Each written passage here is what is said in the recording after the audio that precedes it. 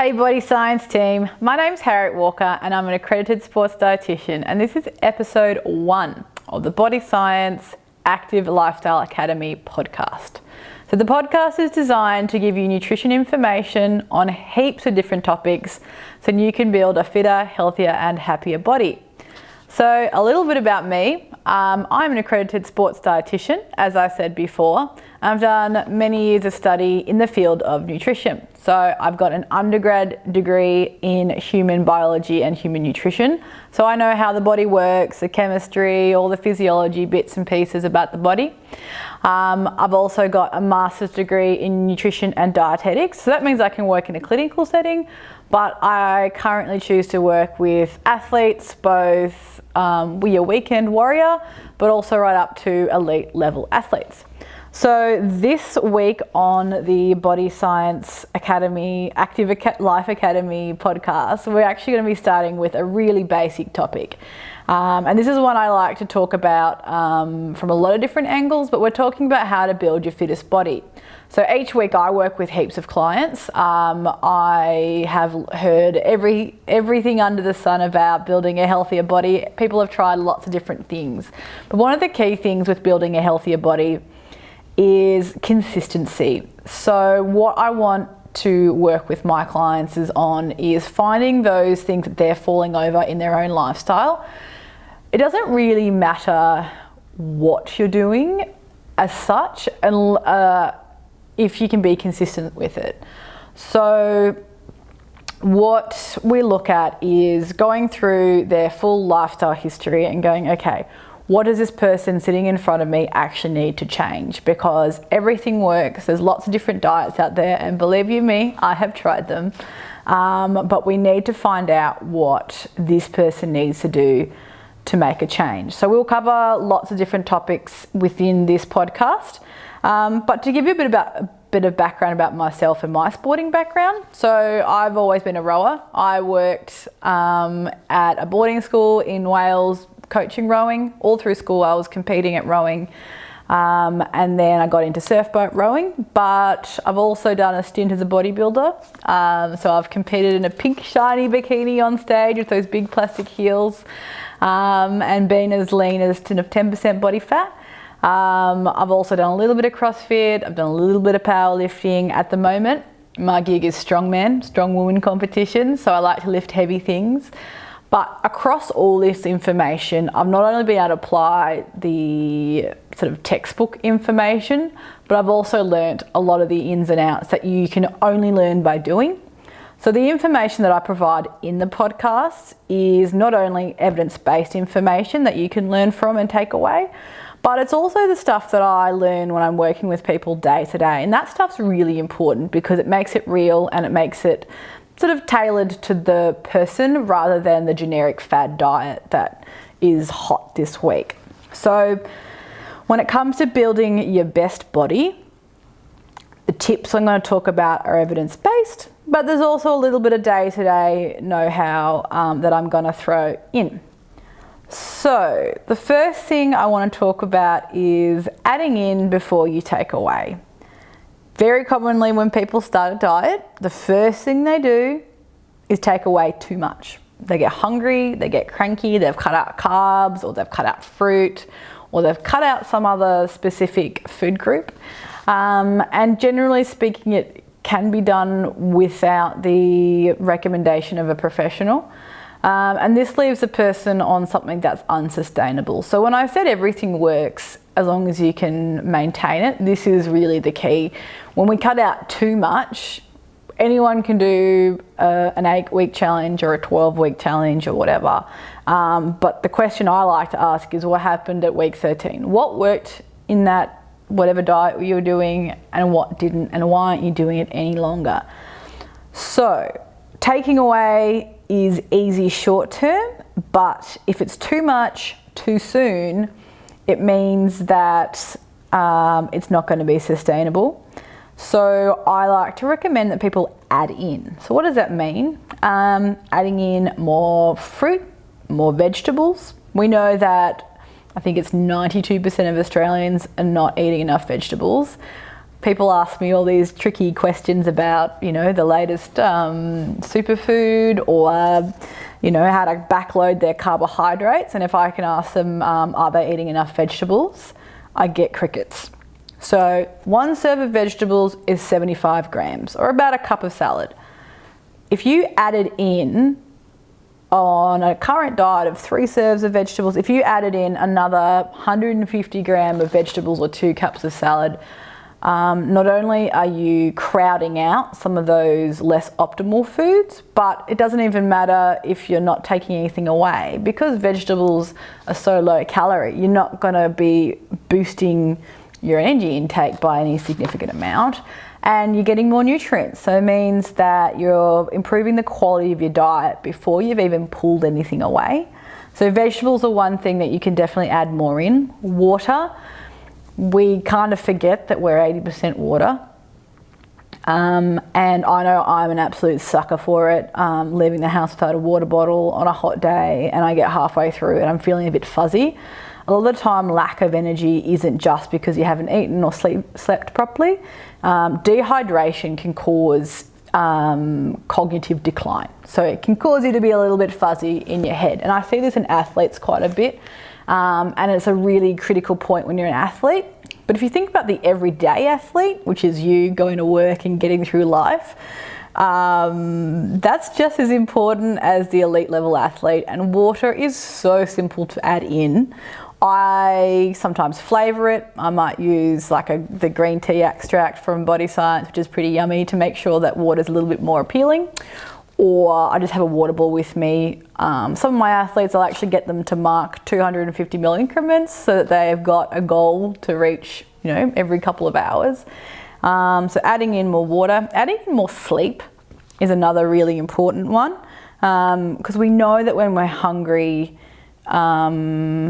sometimes it can be due to lack of energy and our body craving that energy. So we can actually circumnavigate this problem by actually getting the sleep that we need. Everybody's got different amounts of sleep that they need. Generally speaking, that 7 to 8 hours is optimal. But, you know, starting with an extra half an hour, so we're adding in before we take away anything else, is a really great way of building up that sleep as we go along. Even if it's 15 minutes every week, setting that clock back so you're building up your sleep hours is a really good way of doing it.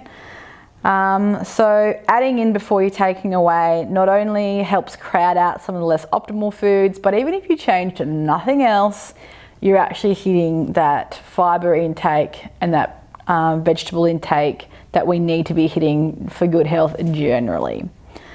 Another thing is moving more. So if you want to build your best body yet, exercise is fantastic and going to the gym on a regular basis is great.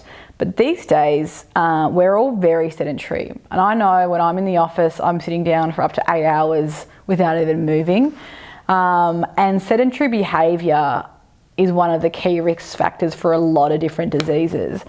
And it's actually undoes the benefits of that planned exercise that you've done. So I like to get people to thinking about how many steps they're taking per day, breaking up their day with movement blocks, even if it's walking to go get a coffee or going and taking a walking meeting, where we're adding in that little bit of extra exercise every day. We're adding in kilometres per week, and across the year, that's going to keep your body in good working order just as much as doing the planned exercise. And also what we want to be making sure is that we're building lean muscle mass. So again, back to that question with what works. Long term, it needs to be about changing your body composition. So anyone can, you know, starve themselves to lose weight, but what kind of weight are you losing? If you're on a very low calorie diet, a lot of the time with people, they're cutting out too much energy and they're actually chipping into their lean body mass. Muscle is a metabolically active tissue. It requires energy to be built and also to be maintained. If you're starving yourself, you're eventually not only going to be tapping into fat stores, you're actually going to be also breaking down proteins because our body needs protein for other things less important than muscle, we'll start chipping into that lean muscle to service, hair, skin, nails, hormones, and all those other regenerative processes we need to do on a daily basis at the cost of our lean muscle mass. So I explain it like if I'm a 60 kilo female and I've got 20% muscle compared to the same 60 kilo female who's got 30% muscle, the chick with the 30% muscle gets to eat more food. Hurrah. So basically, because she's got a higher lean muscle mass, her metabolic rate has gone up because that tissue is metabolically active. Our body's basal metabolic rate, or BMR, is increased, and what we get is long-term, our body is burning hotter. So we can reduce our calories and get any kind of weight loss, or we can be a little bit more targeted with the approach that we take to reducing calories, create a small energy deficit, and actually optimize our body's ability to increase lean muscle mass. You also need the stimulus to increase lean muscle mass, so obviously resistance training is going to be your best bet to increasing lean muscle mass. So, I love weights training, and I encourage all my clients, males, females, to get into the gym and start, get a program, get a personal trainer, get comfortable with a barbell, and actually start to work on increasing lean muscle mass. People can freak out a little bit when they say, weights, and it's stereotypical. Not all girls are going to get scared of doing weights these days. I think we're all a little bit more, educated on the benefits of doing weights. But I can tell you, I've been trying to put on lean muscle for about 10 years now, and I'm probably only just starting to look like I go to the gym. So, for females out there,